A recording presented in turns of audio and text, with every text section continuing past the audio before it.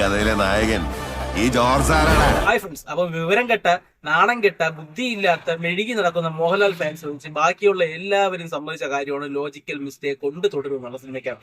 പക്ഷെ നമ്മൾ അത് വെളിവിട്ടിട്ടില്ല, നമ്മളെ കാര്യം പറഞ്ഞിട്ടില്ല.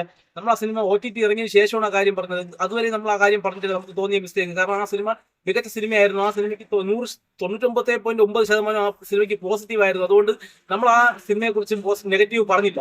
പക്ഷെ ഈ പോഴന്മാരായിട്ടുള്ള ഈ മുമ്പേ ഉണ്ടായവന്മാർക്ക് ഇതൊക്കെ ഇങ്ങനത്തെ ഒരു സംസാരമുണ്ട്. കാരണം അത് നമ്മൾ വിചാരിച്ചത് പോലെ ഇപ്പൊ അവർ പറയുന്നത് എന്താണെന്ന് വെച്ച് കഴിഞ്ഞാൽ, നമ്മൾ ലോജിക്കൽ മിസ്റ്റേക്ക് പറഞ്ഞത് എന്താണെന്ന് വെച്ച് കഴിഞ്ഞാൽ, ഇതിനകത്ത് ക്ലൈമാക്സിൽ ജോൺ സാർ ഒറ്റയ്ക്ക് പോയി ഷൺമുഖനെ നേരിടാൻ പോയത് എന്ത് ലോജിക്ക് അടിസ്ഥാനത്തിലാണ്, മോഹൻലാൽ വേറെ പോലീസുകാരെ കൊണ്ടുപോകാത്തത് എന്തുകൊണ്ടാണ് എന്ന് നമ്മൾ ചോദിച്ചിരുന്നു. അപ്പൊ അവർ പറഞ്ഞത് മകളുടെ കാര്യം മറ്റേ പോലീസുകാരെ അറിയൂലേ.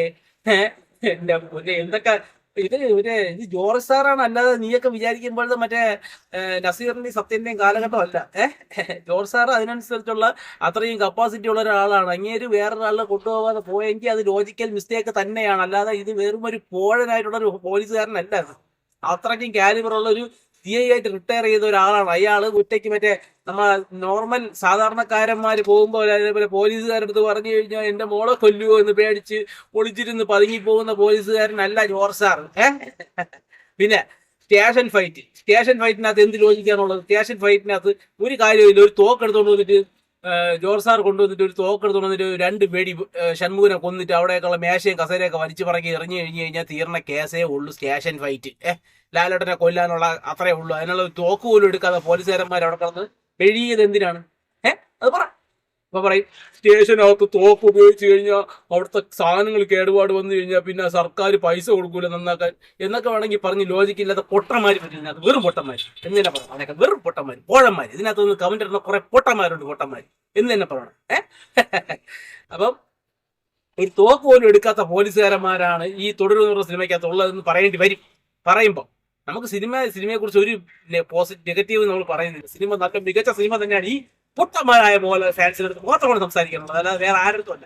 വെറും പോഴന്മാരായിട്ടുള്ള, തെറ്റ് സമ്മതിച്ചു തരാത്ത, അല്ലെങ്കിൽ അവർ അംഗീകരിക്കാത്ത മോഹൻലാൽ എന്ന് പറഞ്ഞു കഴിഞ്ഞാൽ അവരെ അച്ഛനേക്കാൾ മുകളിൽ കാണുന്ന കുറെ പൊട്ടന്മാരായിട്ടുള്ള നിങ്ങളെ കുറിച്ചല്ല പറയുന്നത്. ഈ കണ്ടുകൊണ്ടിരിക്കുന്ന നല്ലവരായിട്ടുള്ള മോഹൻലാൽ ഫാൻസിനെ കുറിച്ചല്ല പറയുന്നത്, പൊട്ടന്മാരായിട്ടുള്ള മോഹൻലാൽ ഫാൻസ്. അതായത് വെറും തലയ്ക്ക് സുഖമില്ലാത്ത രീതിയിലുള്ള കമന്റുകൾ താഴെ വന്നിടുന്ന പൊട്ടന്മാരായിട്ടുള്ള, ഒരു വിവരവുമില്ലാത്ത, വിദ്യാഭ്യാസവുമില്ലാത്ത, ലോജിക്കുമില്ലാത്ത പൊട്ടന്മാർക്ക് വേണ്ടി ചിലപ്പോൾ അവർക്ക് ഇതിനകത്ത് ലോജിക്ക് മിസ്റ്റേക്ക് തോന്നാനുള്ള സാധ്യതയില്ല. കാരണം എന്താണെന്ന് വെച്ച് കഴിഞ്ഞാൽ അത് അവരുടെ ബുദ്ധിക്ക് അതേ ഉള്ളൂ.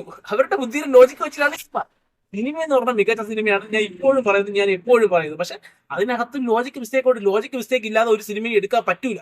അഥവാ അത് എടുക്കണമെങ്കിൽ നമ്മുടെ ജിത്തു ജോസഫിനെ പോലുള്ള അത്രയ്ക്കും കെട്ടുറപ്പുള്ള ഒരു തിരക്കഥ എഴുതുന്ന ഒരു തിരക്കഥാകൃത്തിന് മാത്രമേ പറ്റുള്ളൂ. പക്ഷെ തുടരുന്ന സിനിമയുടെ തിരക്കഥയും മോശമൊന്നും ഞാൻ പറയുന്നില്ല. സിനിമ നല്ലത് തന്നെയാണ്. സിനിമ കണ്ടിറങ്ങുമ്പോൾ ആർക്കും ഇത് നെഗറ്റീവായിട്ട് തോന്നില്ല, ഇതൊക്കെ ഒരു ലോജിക്ക് മിസ്റ്റേക്ക് ആയിട്ട് തോന്നില്ല. പക്ഷെ ഇരുന്ന് ആലോചിക്കുമ്പോൾ മാത്രമേ ഇതൊക്കെ തോന്നുള്ളൂ. അത് നമ്മൾ പറയും. നമ്മൾ സിനിമ ഇറങ്ങിയപ്പോൾ സിനിമയെ തുറയ്ക്കാൻ വേണ്ടിയില്ല, സിനിമയെ നമ്മൾ നല്ല രീതിയിൽ പ്രൊമോട്ട് ചെയ്തിട്ടുണ്ട്. അതിപ്പോൾ ഈ ചാനലിൽ ഫോളോ ചെയ്യുന്ന എല്ലാവർക്കും അറിയാം. പിന്നെ നിന്റെയൊക്കെ വന്ന് കൊണയടിയൊന്നും താഴെ കൊണ അടിക്കുന്നവന്മാർ കൊണയടിച്ചിട്ട് പോട്ടെ. നിന്നെയൊക്കെ പട്ടി വരെ തന്നിട്ടുള്ളൂ. നീയൊക്കെ ഒന്ന് താഴെ കമന്റ് ഇടുമ്പോഴത്തേക്ക് ഞാൻ എന്ന് പറഞ്ഞ് തുപ്പിത്തരും. എന്തേ പറയാവുള്ളൂ? ചീത്ത വിളിച്ചും കൊണ്ട് താഴെ കമന്റ് ബോക്സിൽ വരണവന്മാരുടെ കമന്റ് ബോക്സ് 5 മിനിറ്റ് കഴിയുമ്പോൾ നീ ഒന്ന് റിപ്ലൈ നോക്കണം. അതിന്റെ അപ്പുറം മറുപടി ആയിട്ട് അതിന്റെ കമന്റ് ബോക്സിൽ റിപ്ലൈ കാണും. അത് ഈ ബാക്കിയുള്ള എല്ലാവരും കമന്റ് ബോക്സ് നോക്കാം. കാണുന്നവർക്ക് ചീത്ത വിളിച്ച് റിപ്ലൈ തരുന്നവന്മാർക്ക് എല്ലാം താഴെ അടിപൊളിയായിട്ടുള്ള രീതിയിലുള്ള തെറിവിളികൾ വരുന്നതാണ്. അതുകൊണ്ട് തന്നെ ഇത് 18 വയസ്സിന് മുകളിലുള്ള ആൾക്കാർ മാത്രമേ ഈ വീഡിയോ കാണണമെന്ന് ഞാൻ പറയുന്നു. ഓക്കെ, അപ്പം പറയാനുള്ള എന്താണെന്ന് വെച്ച് കഴിഞ്ഞാൽ, പിന്നെ മമ്മൂട്ടിയുടെ സിനിമയ്ക്ക് ബസൂക്കയ്ക്ക് ലോജിക്കില്ലേ, മറ്റേതില്ലേ, മറിച്ചല്ലേ. ബസൂക്ക എന്ന് ഞാൻ ഒരു സിനിമയായിട്ടേ കണ്ടിട്ടില്ല. അതിനൊരു സിനിമയായിട്ടേ കണ്ടിട്ടില്ല. മമ്മൂട്ടിയുടെ ഈ ഡൊമിനിക് ആണെങ്കിൽ പോലും ബസൂക്ക ആണെങ്കിൽ പോലും ഒരു സിനിമയായിട്ടേ ഞാൻ കണ്ടിട്ടില്ല. മമ്മൂട്ടിയുടെ അവസാനം തന്നെ നമ്മുടെ ബ്രഹ്മയുഗവും ദോഷാർക്കും അതുപോലൊരു സിനിമയല്ല 2025 വന്ന 2 വേട്ടാവളിയും പടങ്ങളും. ആ പടങ്ങളെ മമ്മൂട്ടിയാണെങ്കിൽ പോലും അതിനകത്ത് മോശമാണെന്നുള്ള രീതിയിൽ ക്ലൈമാക്സിൽ 20 മിനിറ്റ് കഴിച്ച ബസൂക്ക എന്ന് പറഞ്ഞ സിനിമയ്ക്കകത്ത് ഒന്നുമില്ല. അതുപോലെ തന്നെ ഡൊമിനിക്കിനകത്ത് ഒന്നുമില്ല, വെറും വേസ്റ്റ്. ഈ ഡൊമിനിക് ആണെങ്കിൽ ഇഷ്ടപ്പെട്ട സിനിമയാണ്. പക്ഷെ ഡൊമിനിക്ക് കുറെ പേർക്ക് ഇഷ്ടപ്പെട്ട സിനിമയാണ്. പക്ഷെ എനിക്കത് ഇഷ്ടപ്പെട്ടിട്ടില്ല. അത് ഞാൻ തുറന്ന് പറയും. വെറും വേസ്റ്റ് സിനിമയാണ് ഡൊമിനിക് ആൻഡ് ലേഡീസ് പ്ലേസ് എന്ന് പറഞ്ഞാൽ. വെറും വേസ്റ്റ് സിനിമ. അതിന്റെ പേര് കൊണ്ട് പോലും ആ സിനിമ നെഗറ്റീവ് ആയിരുന്നു. മമ്മൂട്ടി ഫാന് മോഹൻലാലിന്റെ നെഗറ്റീവ് പറയുന്നു എന്നൊന്നും പറഞ്ഞുകൊണ്ട് വരണ്ട ചെയ്യുന്നു. മമ്മൂട്ടിയെ നെഗറ്റീവ് പറയും, മോഹൻലാലിനെ നെഗറ്റീവ് പറയും. മോഹൻലാൽ എന്റെ ആരുമല്ല. നിനക്കൊക്കെ മോഹൻലാൽ മറ്റേതായിരിക്കും, മമ്മൂട്ടി മറ്റേതായിരിക്കും. പക്ഷെ എനിക്കാരുമല്ല അവരൊന്നും.